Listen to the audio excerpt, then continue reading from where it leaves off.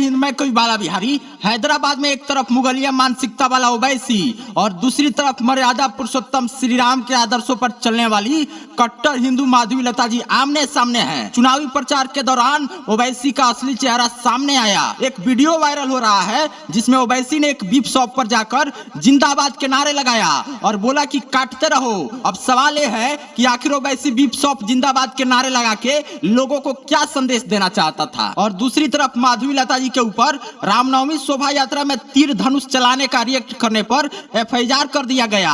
आरोप यह है कि माधवी लता मस्जिद को टारगेट करके धनुष बाण चलाई थी। इन तमाम आरोपों का जवाब देंगे। वीडियो के अंत तक बने रहिए और इस वीडियो को आगे भी शेयर कर दीजिए। जानते हैं धनुष बाण चलाने का रिएक्ट करने पर माधवी लता जी पर एफआईआर हो जाता है। मतलब सनातन हिंदू धर्म का जो प्रचार करेगा उसको किसी भी तरह से राक्षस झुकाने का प्रयास करते हैं। तो कान खोल के सुन लो गद्दारों, इस देश का एक एक सनातनी माधवी लता जी के साथ है। अब की बार हैदराबाद में ओवैसी का जमानत जब्त कर दिया जाएगा। मैं पूछना चाहता हूं इस देश से कि एक हिंदू बेटी पर एफआईआर आसानी से हो जाता है लेकिन ओवैसी पर एफआईआर क्यों नहीं होता है। बीफ शॉप पर जाके जिंदाबाद जिंदाबाद के नारे लगाना और कहना कि काटते रहो, तो क्या इससे हिंदुओं की आस्था को ठेस नहीं लगती है क्या? क्यों नहीं होता एफआईआर जब ओवैसी भारत माता की जय बोलने से इनकार कर देता है? क्यों नहीं होता एफआईआर जब ओवैसी का भाई बोलता है कि 15 मिनट के लिए प्रशासन हटा दो फिर हम सभी हिंदुओं को काट देंगे? तो उस पर एफआईआर क्यों नहीं होता है? क्योंकि हमारे देश का संविधान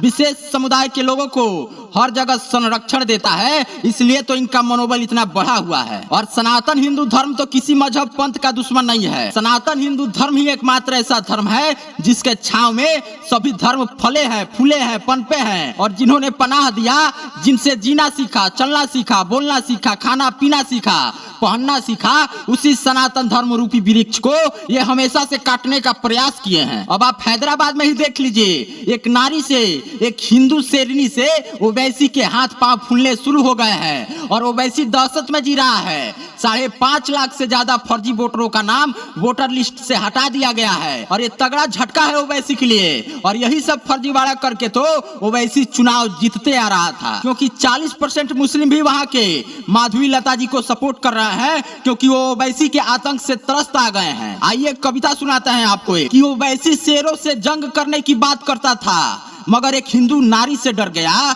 कि ओवैसी शेरों से जंग करने की बात करता था मगर एक हिंदू नारी से डर गया। हुकूमत बदलने की बात करने वाला अत्याचारी एक संस्कारी से डर गया।